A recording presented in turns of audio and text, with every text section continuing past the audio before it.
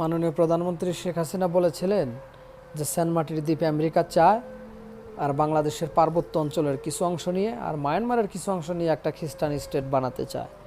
অনেকেই বিশ্বাস করেছে, অনেকেই করে নাই। আজকে পার্বত্য এলাকায় যে পরিস্থিতি, এটা দেখে কিছু তার আংশিক অনুভব করা যায়, যেখানে চক্রান্ত চলছে।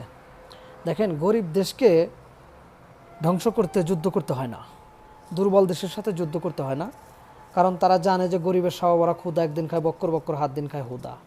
এদেরকে কিছু টাকা খরচা করলে, যেমন একজনকে 1 লাখ টাকা দিয়ে আপনি 100 কোটি টাকার সম্পদ নষ্ট করাতে পারবেন। সে চিন্তা করবে না যে এটা দেশের সম্পদ নষ্ট হচ্ছে, সে চিন্তা করবে যে আমি তো 1 লাখ টাকা পাচ্ছি।